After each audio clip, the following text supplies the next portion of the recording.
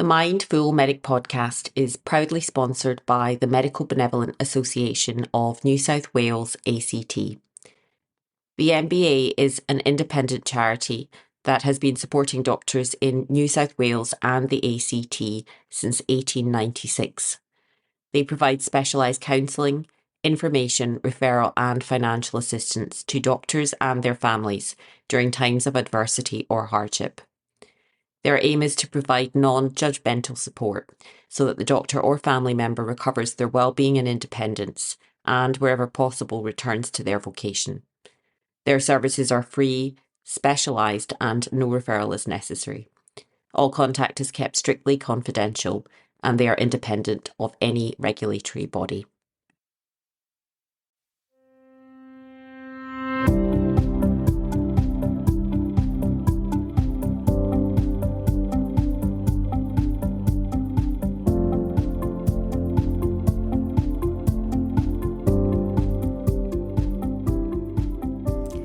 Hello and a warm welcome back to the podcast if you have been tuning in for the past few months. Also warm welcome if you're joining us for the first time. My name is Cheryl Marston, I'm your host. I'm an emergency physician, and this podcast project has really been born out of a desire to explore, I suppose, concepts that I've been pondering for a longer period of time, and marrying the modern science, a bit of ancient wisdom and the art of our practice, but also, what it means to have good health today in our world, and what we can personally and collectively do to improve our health, our well-being, and, just the way that we show up on a day-to-day basis. And I think that regular listeners will know that a central theme of this podcast has particularly been the health and welfare of my colleagues and fellow healthcare workers. I strongly believe that if we are to be able to continue doing our best for our patients, then we need to be in the best of health ourselves, and we need systems that can support that. It's not just our individual actions. I think that, this was something that was very important to me, the mental, physical and emotional well-being of my colleagues pre-pandemic. But I think that the stresses and challenges of 2020 have really served to heighten and put a spotlight on these. And the challenges that we face. There's been a lot of talk of frontline heroes. And I think I'm very conscious that I think my colleagues are incredible and doing, ordinary people turning up to do extraordinary things on a day-to-day basis. But I'm also conscious that I don't know if the superhero label really serves us our best interests, because at the end of the day, we don't have bulletproof armour for skin, and we can't erase our brains of any trauma or suffering that we bear witness to. And while I acknowledge that much of what we face this year and our reactions to it are going to be normal reactions to very abnormal circumstances, and we will talk about that today. I think the themes of occupational burnout and vicarious trauma and moral distress have been visited, and in previous episodes that I'll also list again if you want to go back to the episode with Dr. Sheila Vaidya and in my discussion with Dr. Christine Barker last week on the podcast. And I feel very strongly that, it's it's not just lip service, but positive action and change to systemic and ingrained culture. It's not just our individual responsibilities to correct this. And this is so important because the statistics are stark. A Beyond Blue National Mental Health Survey of doctors and medical students, key findings were that doctors reported substantially higher rates of psychological distress and suicidal thoughts compared to the general population and other Australian professionals. We know that medical students, young doctors in training, Indigenous doctors and international medical graduates are particularly vulnerable groups. Young doctors and female doctors have higher level of general and specific mental health problems, reported greater work stress too. And the suicide rate for female doctors is twice that of the general population. So a stressful and demanding work environment combined with stigmatising attitudes and barriers to accessing care themselves serve only to heighten this. So today I'm honoured and delighted to speak to two doctors whose work I so respect and who are not only passionate advocates but really taking tangible and important actions to improve the mental, physical and emotional health and access to health of my fellow professionals. That's Dr Kym Jenkins and Dr Tahnee Bridson, who I will introduce in a second. But I also want to acknowledge that the work of so many of their colleagues who are also contributing to this area. I left this conversation very hopeful for the future. And rather than triggering, I want this conversation, which is so important and tough, to trigger action. And if you're affected, you or a colleague, by any of the content today, I really encourage you to utilise, read, access all of the fantastic resources that we will reference and discuss today. I think what Tahnee's really speaking to there is that we need to, it's no good just looking at individual services or individual programs and things. It's a system-wide approach that we need. And, you know, we talked a bit about barriers earlier, and the barriers to doctors seeking help and other healthcare practitioners seeking help are those within us, the stigma, the shame that we feel, our reluctance and the difficulty in becoming a care receiver instead of a caregiver. So we do need to start in medical school about the importance of looking after yourself and as well as looking after others, and that strong message about self-compassion, that mindfulness that you can't actually do your job properly if you're not in good shape mentally and physically yourself, and carry that message all the way through. That was Dr Kym Jenkins, who I'm delighted to welcome to the podcast. Dr Jenkins is a consultant psychiatrist. She works in both public and private sectors. And she is a very recent past president of the Royal Australian and New Zealand College of Psychiatrists. She has a particular clinical and academic interest in the health and welfare of the medical profession. She spent 10 years in the role of medical director of the Victorian Doctors Health Programme. That's a role that she recently reinstated in an interim capacity as medical director. She also has a master's in education, and she's a senior lecturer at Monash University and an honorary senior fellow at Melbourne University. She's extensive involvement in psychiatry-related medical education, both within the College of Psychiatrists and externally. And I'm delighted to speak to her and another trainee psychiatrist, Dr Tahnee Bridson, who she references here. And Dr Bridson is a graduate of the James Cook University, where she's also an adjunct lecturer. She also has a special interest in the health and welfare of her colleagues, and has started being involved as an RMO Society Wellbeing Officer. And she's involved in the Wellbeing Australian Medical Association Special Interest Group. And she is the founder of a very exciting initiative that we're going to discuss today, the Hand in Hand Peer Support. And in this conversation, we delve into what peer support is. It's actually not a new concept, but there's some very specific nuances of what peer support involves, and probably more importantly, what it isn't. And I'm personally very excited by the project and have become involved. So really looking forward to diving into that today and sharing this information with you all. But this leads on to a more general discussion about the health and welfare of our medical colleagues. So I hope you enjoy this conversation. And as I said, I can't emphasise enough that if any of the content here today affects you or a colleague that you care about, please take time to look at the references and access many of the wonderful resources that we have discussed in reference here.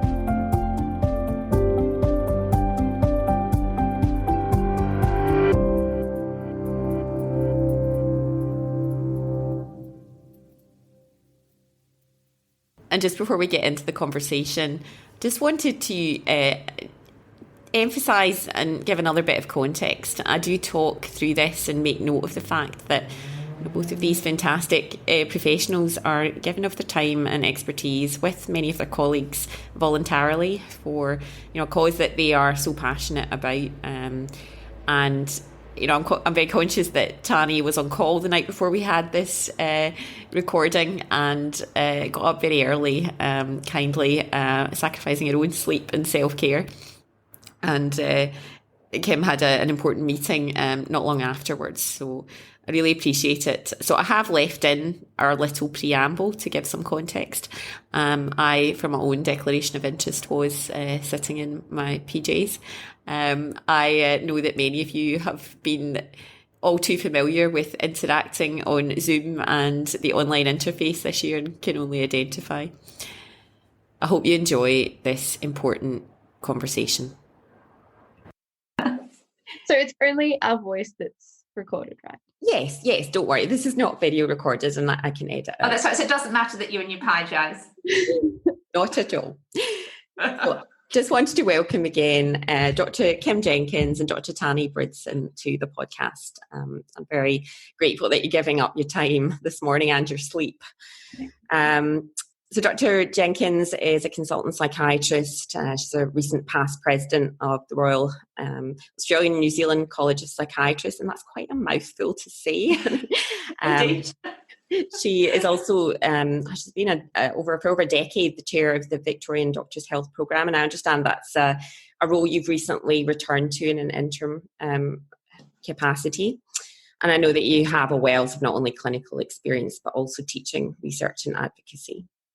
And Dr Tahnee Bridson, who's a psychiatrist in training with the RANZCP. I'll get it right. I was going to try and say it again. I was going to mess it up at some point. And currently up here on the Sunshine Coast. And I think originally from, is it Cairns you were originally from? Yeah, originally from a small town near Cairns. And soon to move to Melbourne. Yeah. And you're the founder of the Hand in Hand Peer Initiative support programme that we're going to discuss in more detail today.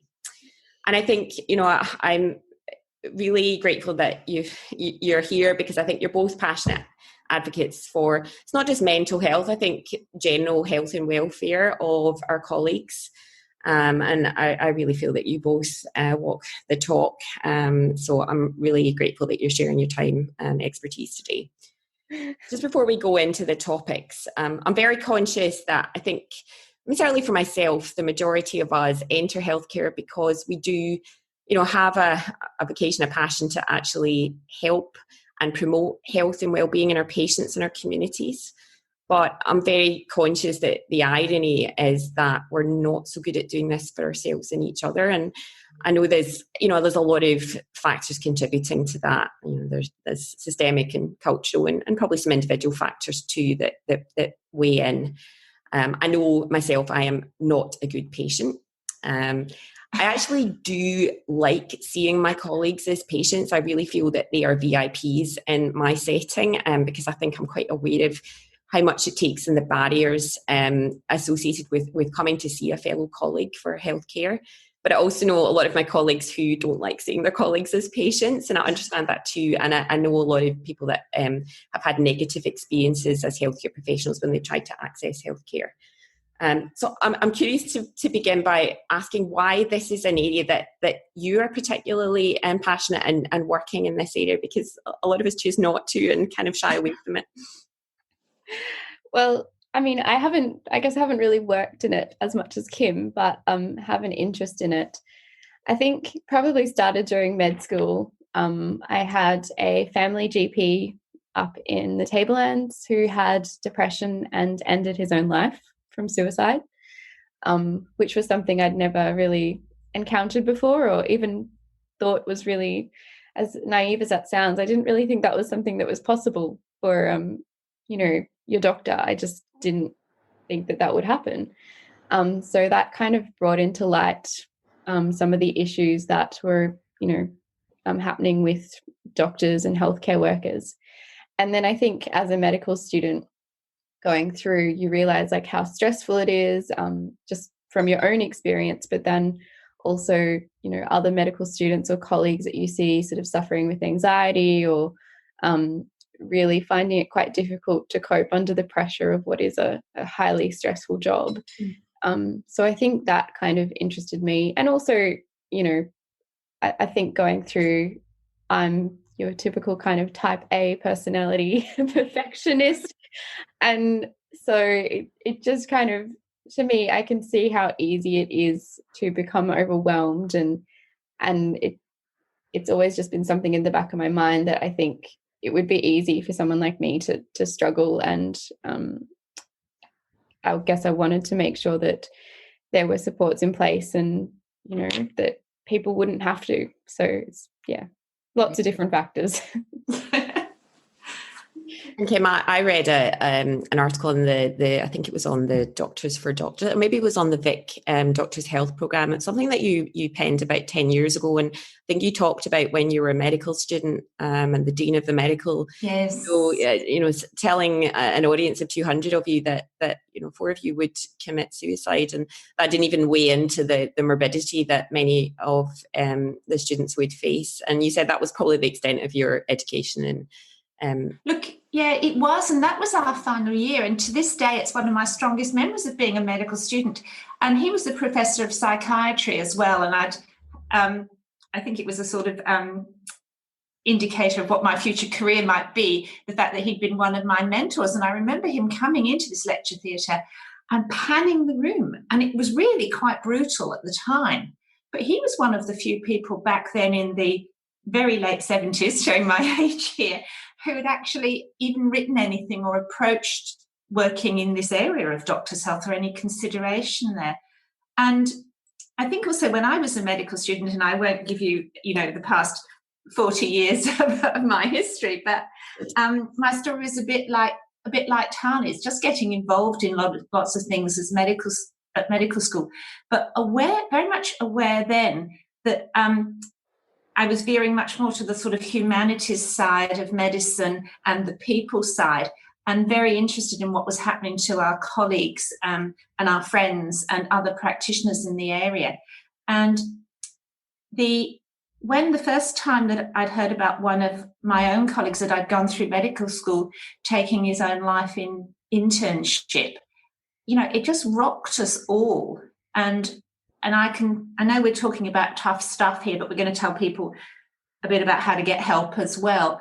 But it just wakes you up and gives you a reality check like no other, that someone you've worked closely with and trained with is there no more. And you had no idea that this was possibly what they were going through, or that they were going through anything. Yeah.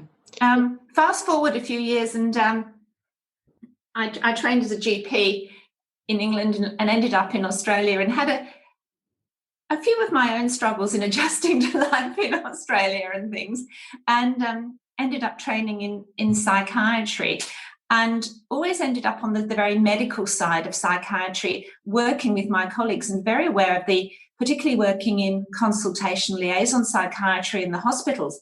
A lot of my work was looking after the other doctors on the other teams as much as looking after and helping them deal with their issues in dealing with their patients, as much as actually looking after the patients that had been referred to me.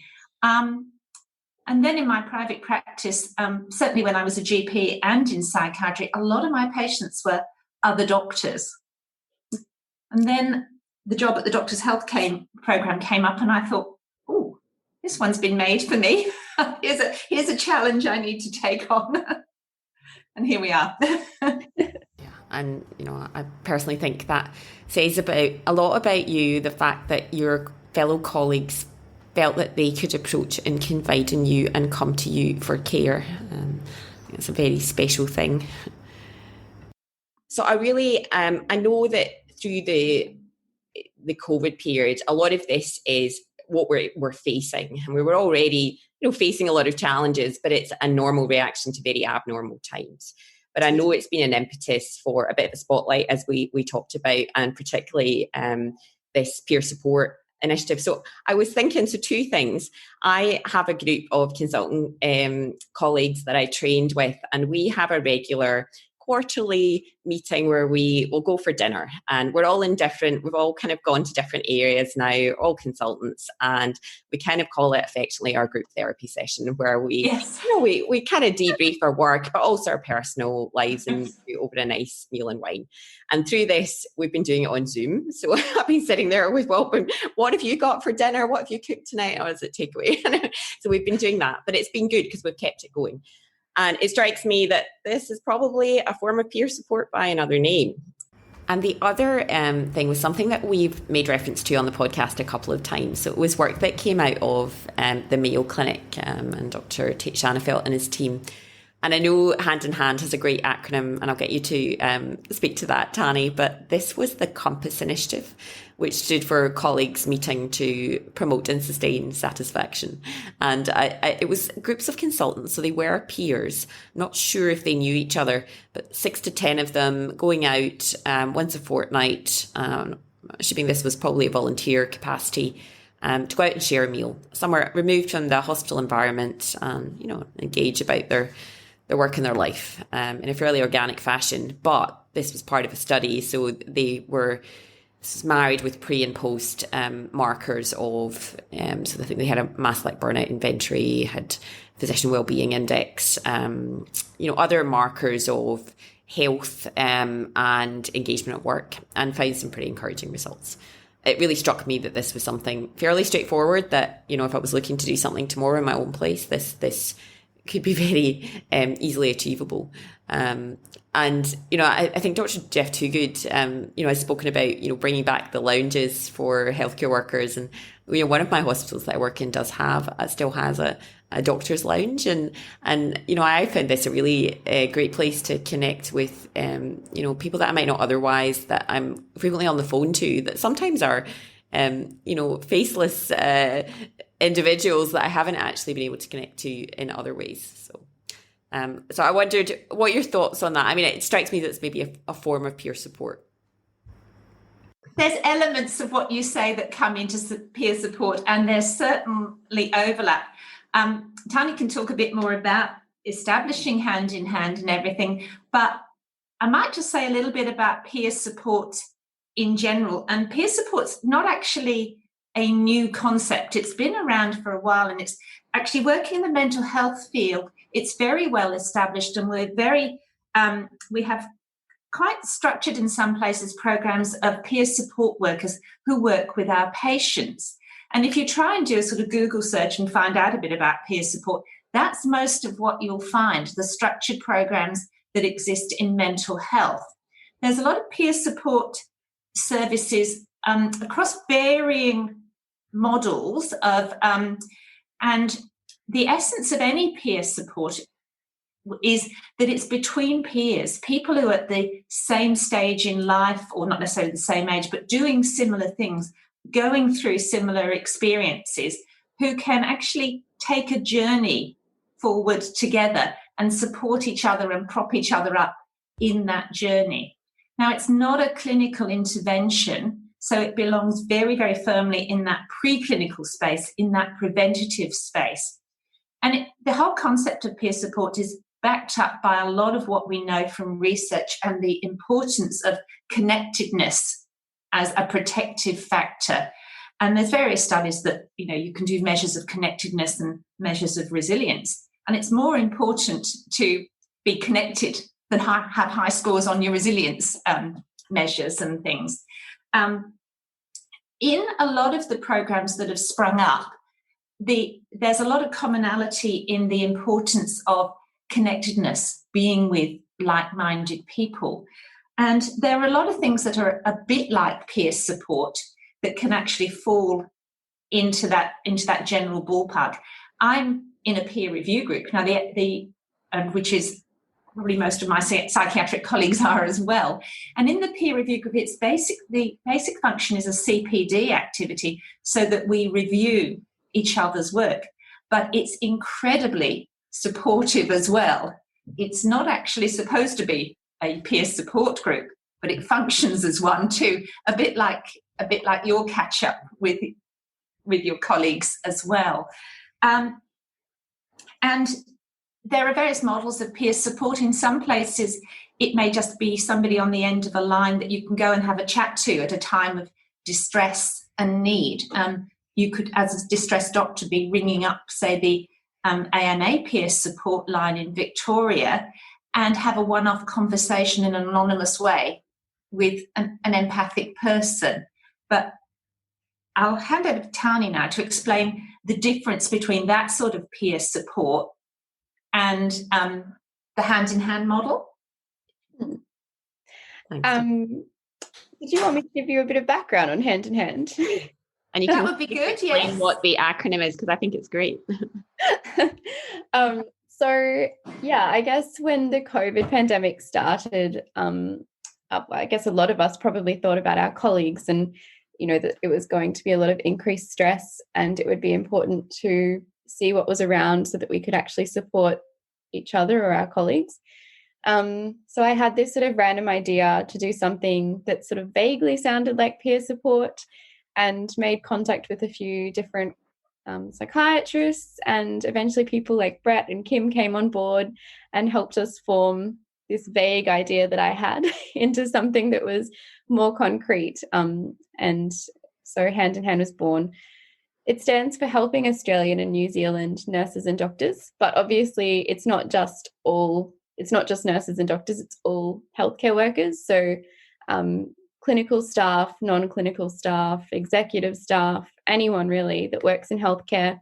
Doesn't have to be in the hospital setting, can be in primary care, can be private, can be nursing homes. Any sort of healthcare sector can come to us for support. And like Kym's already explained, it's all based on peer support, and it's a preclinical intervention. So basically with Hand in Hand, there's a few kind of steps, but people sign up to us online. We have a website, we have social media pages. We're also part of the Black Dog Institute 10 initiative, so stands for the Essential Network. But they have a website and an app, and people can sign up via that as well. Okay. And basically once people sign up, they get triaged. So we made the decision early on that I guess peer support might sound more appealing or less intimidating than, say, a healthcare worker going to a doctor or their general practitioner, or they might feel more comfortable just coming to us and saying, yep, I want some peer support. But it might not actually necessarily be what they need in the long run. So we have a triage service where there's a number of different psychiatrists who have kindly volunteered their time. And volunteered. So we're all volunteers here. I should point that out. This is completely volunteer run, and there's no pay, there's no fee or anything. It's a free service, but we do it all because I think we all have an interest in supporting our colleagues, and we all want to make sure that we can help each other. But our volunteer psychiatrists will actually check who signed up each day, and they call each person that signed up and do a basic triage service. So like what you might do sort of at the interface in ED or in ACT, the acute care team. It's a brief psychiatric or a brief triage assessment to make sure that people coming to us aren't clinically unwell, and that if there are some clinical concerns, that we can actually try and sort of help figure out where they need to be and what sort of services they might actually need to access. That's kind of the brief rundown. Once they've come to us, we have a list of facilitators who have experience in peer support or who might have done training with us on peer support, and we match people according to their preferences, so they can get one-to-one peer support or they can put in to be in a group. Obviously, if they're in a group, then we try to match them according to their year level or their discipline. They can sort of pick. So if registrars are coming to us from a certain specialty, we'll put them together rather than putting registrars and consultants together. If there's nursing staff who say work in a particular area, we'll put them together. So it's very much that trying to maintain that horizontal peer-to-peer support model.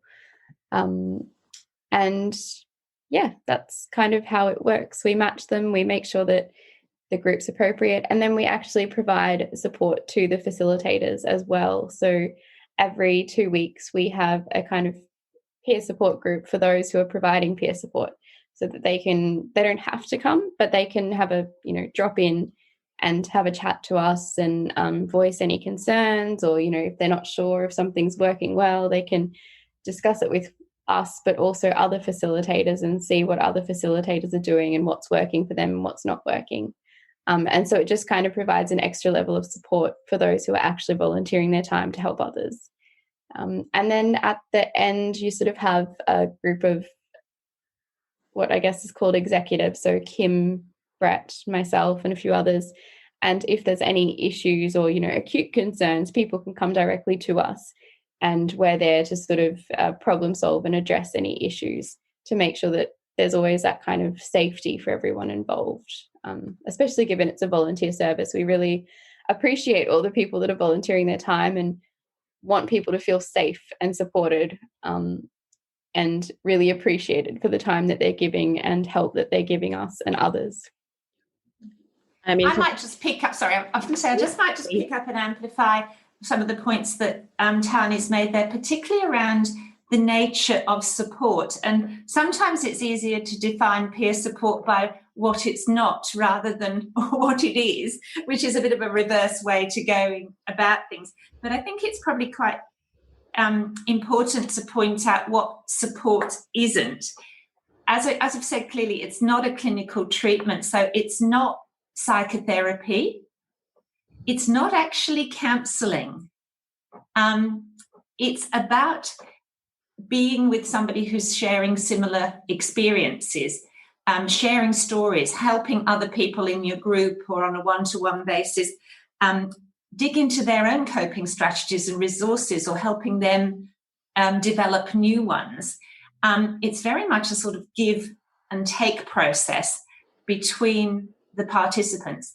Now, it's not supervision, it's not clinical supervision. We all may have supervisors that we find incredibly supportive in our clinical work, but it's not a hierarchical thing where someone in the peer support knows more than somebody else or is more experienced than somebody else. The whole point of it is that we're peers, and it's to emphasise, Tahnee used the word horizontal, the horizontal structure rather than the vertical hierarchical structure that we get in some of our other forms of support. So it's not psychotherapy, it's not mentoring, it's not supervision, it's peer support. And do you think, we have talked about barriers, but I think you had hundreds of people sign up as you launched. Do you think that has made it accessible and made it, as an intervention, people feel that they can ask for some support, when I know that we often struggle to ask for just even the basics of talking through what we're going through and maybe difficulties we're facing? I think most definitely, and you've hit on the key thing here, that because it's there in the preclinical space, it's less stigmatizing to come forward and say, I want to be with my peers. It's to talk to people. It's been tough, grappling with, is there enough PPE, or grappling with the emotional load of working through COVID and talking to colleagues about sharing with your colleagues in your peer group how you manage work plus homeschooling and awful sort of, juggling acts that people have been doing during this time. And so I think because we're all going through COVID and we've all got that shared experience, it's been easier for people to reach out a bit and seek help at this time because we're all going through it together. And it's a novel experience that we don't want to repeat in any time soon, but for everyone. And it's been so hard for medical practitioners and all healthcare practitioners in the past to come forward for mental health issues. And the fact that Hand in Hand is in that preclinical space, if you're having a tough time during an abnormal external experience, in an external situation, it's less stigmatizing than saying, or it carries less stigma than, I think I'm depressed, I think I'm not coping. Yeah. And I think, but having said that, I think it speaks to the importance of Hand in Hand having a triage process, because, some of the emotions we've been feeling that are understandable responses to exceptional events are pretty unpleasant. And we don't want to be pathologizing things that aren't actually pathology. But on the other side, we don't want to be missing episodes of mental illness and other mental health problems that people would be better off getting help from in a clinical sphere. And for the people that need some clinical help as well, that doesn't preclude them from being in a peer support group. We just want to make sure that all their needs are being met and we're not missing an episode of major depression or some post-traumatic stress disorder or various other problems that are showing up at this time. Thank you. I mean, when I heard about this initiative, I was very excited and only too willing to become involved. I think, as you say, it is this two-way process, and I feel that, again, as much as I give when I engage with my peers in this way, and I'm really keen to develop my own skills, in facilitating peer support and being a good peer for my peers. But I'm very conscious that, this is both of you and your colleagues giving of your time and expertise in a voluntary capacity, because you are very passionate advocates in this area, and it would be really nice, given your early success, to see this formally funded moving forward. Also, this fact that it does sit in the preclinical space, I really hope that is going to make it more accessible to more of us to come forward, seek some support, and also, potentially a way in if we do need more intensive support. I'm aware that you've mentioned the importance of having a triage system because, the statistics we've spoken about are stark and they exist. And if we can remove any barriers to seeking mental health support specifically, but also just coming forward to seek support for our own health in any capacity. I think that is too important, and I think we feel it's probably more about giving this lip service. It's about tangible action. I'm conscious that the COVID-19 pandemic has really, in times of crisis, shown me that we can innovate and be flexible and make progress in many areas of healthcare. And I'm seeing innovation around about me, which is so encouraging. And it would be great to harness this time for our own mental health, our physical health, our welfare, and going forward, again, tangible, sustainable action and progress. So I wanted to move the conversation on to talk about accessing mental health support as a health professional. If you or your colleagues feel that you do need some more support, but you're struggling with all the barriers that many of us face in terms of how you go about accessing that. Quite conscious, unfortunately, that many of us don't have a general practitioner that we see regularly and we trust, and I'm sure you'll speak about that. So I wanted to ask you, Kym, given all your experience in this area, where you advise us to start? Well, I think everybody ought to have a GP.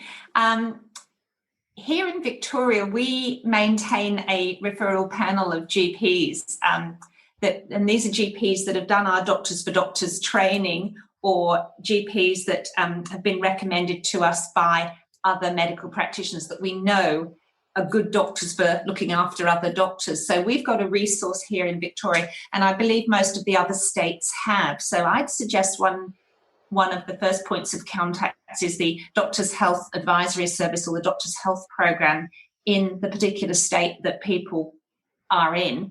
There's also a central line, and I can't remember the phone line number offhand. It's the Doctors for Doctors website, which if you get onto that website, there's a 1300 number that is available to people 24/7.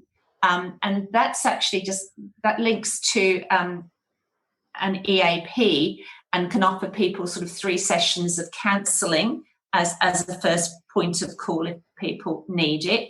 And there's, for people who need more, there's lots of resources, like we've mentioned, the 10 app, and there's Beyond Blue, and obviously things like Lifeline as well. But I think, you mentioned the GP, and if you've got a good GP, they're worth their weight in gold. And don't wait till you're in crisis before you get a GP. Get one ahead of time and go and introduce yourself, so you don't have to go through all that when you do come a bit unstuck. I was having this very conversation last night. I'm quite a keen runner, and one of my colleagues is a GP, and I have I've just done the Doctors for Doctors, a healthy medical profession module, and I highly recommend that. So I will put a link. And I really wish that a lot of that had been part of my earlier training, because I think it's a real insight to the doctor as a patient and the doctor as a doctor for other healthcare professions.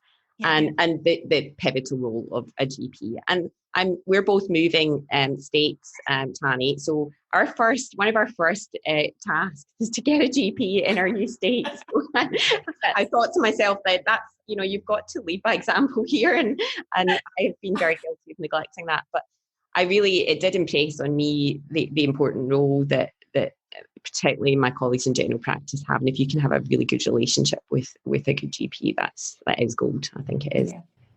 So Tahnee, I just last week listened to you and Dr. Skye Kinder address a group of medical students. And I thought that was a really excellent webinar, and I'd like to link that as well in our show notes. I heard you speak at that time about the potential to introduce the peer support initiative into the medical student community and space, which is exciting. And I know that, Kym, you have a lot of previous experience in teaching and medical education. And I wonder if this is an area you're currently active in. I have in the past, and I've done, and since I've been back at VDHP in August, I think I've done about 3 or 4 webinars with medical students in various universities around Melbourne. But we certainly used to have slots from the Doctors Health Programme on the medical school curriculum to actually go in and do lectures and workshops with medical students about doctors' health. And I was really glad to be included in that space as an educator there, because that's my other background, is in medical education. So really glad to be in that space. And Tahnee, you're a doctor in training, and I'm really conscious that this has been a particularly difficult time for our medical students and trainees. They're facing remote working, uncertainty surrounding placements, cancellation of exams and terms, and that disconnection. We know we've already spoken about the importance of connectedness. How would you like to see the peer support initiative in the future progress in the training and medical student domain? So at the moment, we are open to trainees and medical students. They can access our service as well.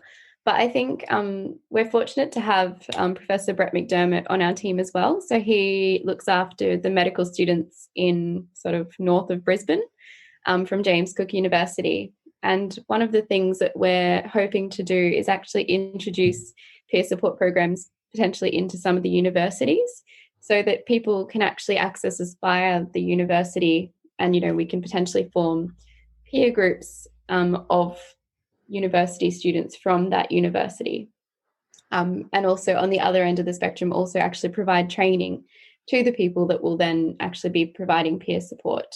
And it will probably be other students that will be providing the peer support to sort of meet that horizontal peer support model. So that's kind of our hope for next year, is that we can actually introduce it at a university level. One of the other things that we've also sort of talked about and started sort of working on is actually putting in place some peer support programs for junior doctors in the hospitals. So we have colleagues in Townsville who have tried to start introducing this into the intern level, or are putting in place, getting the wheels in motion to try and put in place peer support for interns and junior doctors within the actual hospital, individual hospital setting. So I guess it's trying to sort of reach people at different levels. You know, sometimes people don't feel comfortable doing things within their own service, or, you know, they might feel conscious that they know people there, or they don't want to be as open. But having that there so that people do have a support network in place is important. But then we also have our external kind of hand-in-hand sign up where people can come to us and be put in a group with people they don't know from across the country, so that, you know, they feel maybe more open to discussing things and less worried that things might get passed around. Of course, all the groups that we have, we do, you know, tell everyone they're confidential and that everything should be kept kind of, you know, what happens in the group stays in the group. And it's really important for the facilitators when they're actually starting the group that they sort of help form those ground rules, and the group kind of agree on rules to make sure that it is a really safe place. And that's kind of part of our training as well, which hasn't been released widespread yet, but it's something we're working on. So the Black Dog Institute has helped us develop actual training for peer support facilitators. And hopefully in the next few months, we can actually release that and have people sign up to do the training, and then actually get more and more volunteers. Facilitators. Yeah. Are you putting your hand up to do that training? No, definitely. No, It's a bit watch this space, because we've done the pilots now, and just making a few tweaks to the overall processes, but should be able to roll it out more widely next year. And looking to the future, as Tahnee's indicated, I think fostering some of those linkages is really important, and working with medical schools, working with hospitals and other institutions, if they need it, if they think it's a good model that will fit for them. I'm very aware that, you know, there have been some amazing initiatives with peer support and mentoring in hospitals for many years, but often they're very short-lived, because they rely on the personality or the processes set up by the person that set it up, And when that person or that group of people move on to another job, the momentum gets lost, and the process can get lost until somebody else comes along and reinvents it again. And I think one of the values of this sort of model of peer support is that it can have longevity. And you might be in a peer support group with other people who are working at your hospital or your institution at the moment, and then, you know, this time next year you may be dispersed to all different places, but there's no reason why that peer support couldn't continue or shouldn't continue and things. So having an organisational structure around it, I think, will give the processes much more longevity. Yeah, and I think we've already gone on to answer the last part of the question that I had here. And I'm conscious that, you know, in previous episodes we have covered, you know, important topics of occupational burnout, compassion fatigue, vicarious trauma, moral distress and healthcare workers, but also the fact that most of our attention actually needs to be directed at addressing organisational and systemic issues, and making change, as we've said, more than just lip service. I just wonder if you have any further thoughts about, you know, what we can actually do in a practical terms to improve and advocate in these areas.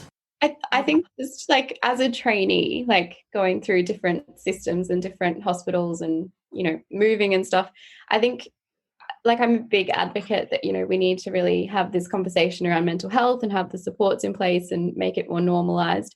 But I also think like there's simple things which, you know, we keep harping on about, but just like rosters or, you know, making sure people get lunch breaks or, you know, making sure people feel okay to have a sick day and aren't sort of, you know, made to feel bad for it. Those sorts of like little things, they sound really silly and sometimes there's a lot of pushback for them, but they're actually really important to making sure people remain well. Yeah. So I'm very much an advocate for this as well, which is kind of separate to our peer support thing, but I think what Tahnee's really speaking to there is that we need to, it's no good just looking at individual services or individual programs and things. It's a system-wide approach that we need. And, you know, we talked a bit about barriers earlier, and the barriers to doctors seeking help and other healthcare practitioners seeking help are those within us, the stigma, the shame that we feel, our reluctance and the difficulty in becoming a care receiver instead of a caregiver. So we do need to start in medical school about the importance of looking after yourself and as well as looking after others, and that strong message about self-compassion, that mindfulness that you can't actually do your job properly if you're not in good shape mentally and physically yourself, and carry that message all the way through. But apart from the individual barriers to seeking help and the personal barriers to seeking help, there's a lot of systemic external barriers as well. And we all feel like, oh, I don't want to take time off. I don't want to let my colleagues down. They all need me. And we think we're invincible and things. And often the system, whatever the system is that we work in, does nothing to disavow us of those thoughts. And in some places you can think like, well, you know, if you're off sick, well, find your own replacement to do the on-call.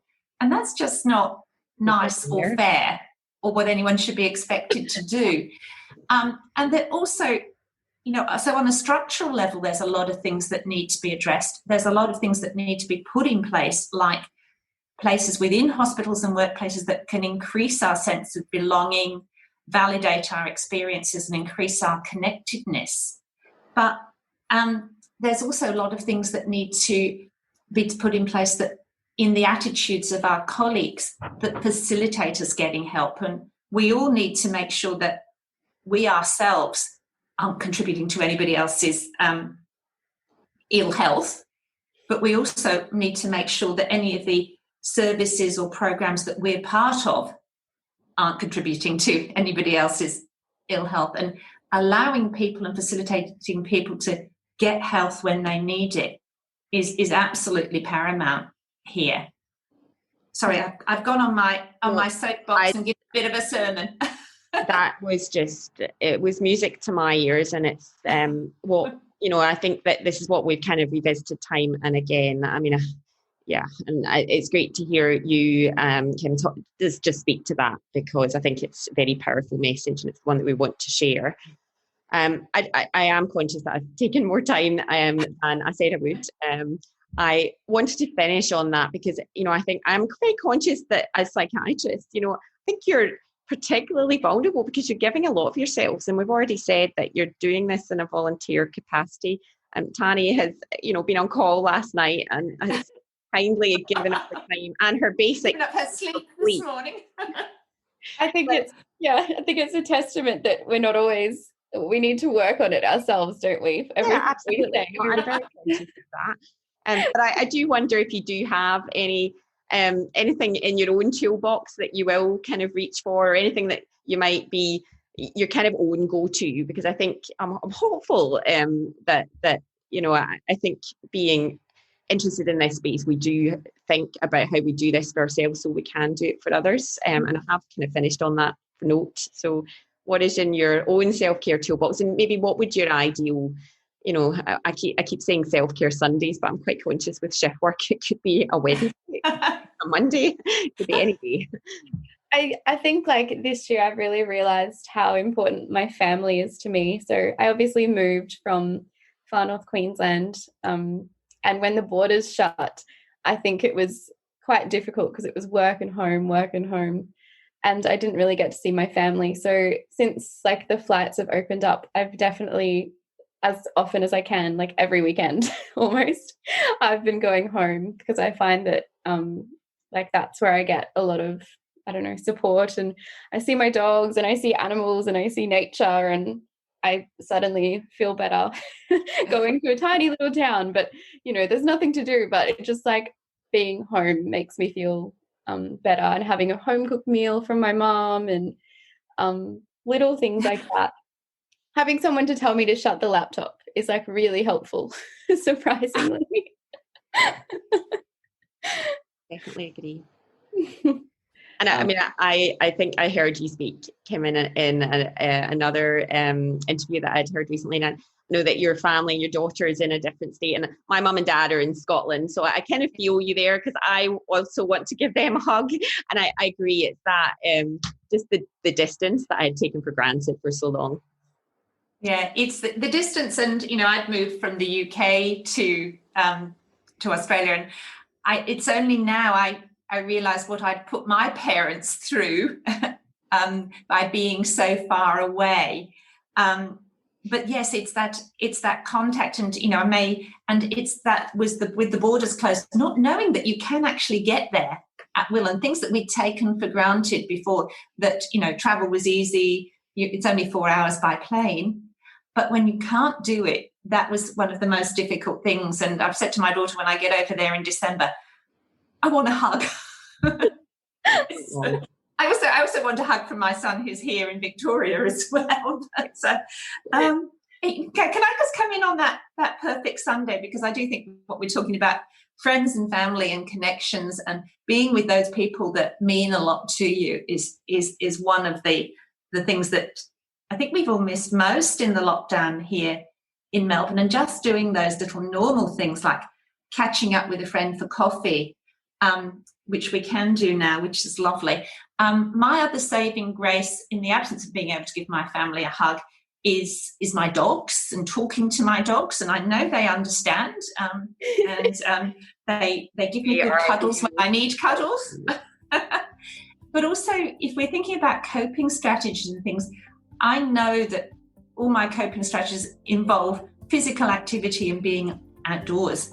And I was very aware during the pandemic and the lockdown that I'd almost like got all my coping strategies in one basket, and I needed to expand on my other coping strategies and having some more indoor ones that I could do. And it wasn't going to be jigsaw puzzles, but you know, I had been doing a lot more reading than I would normally.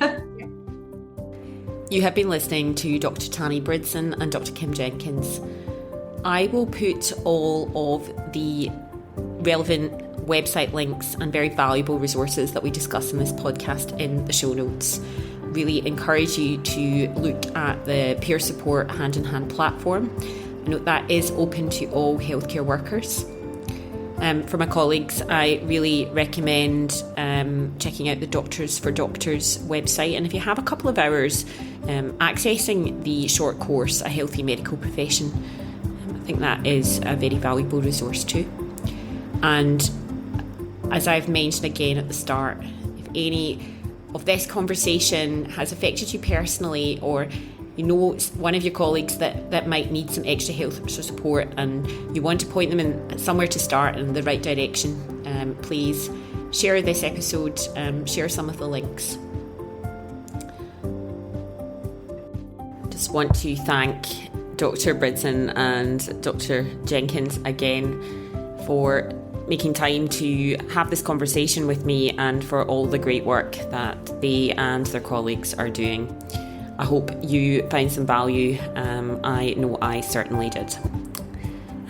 Look forward to joining you again next time.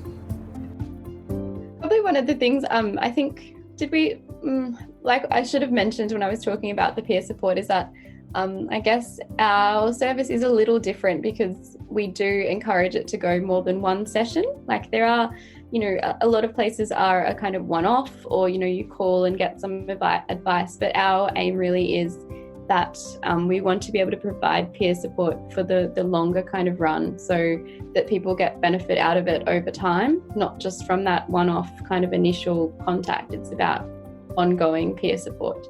and it can go as long as people find it beneficial, really. Like, there's no cut-off date, but it's about providing that support in the long run.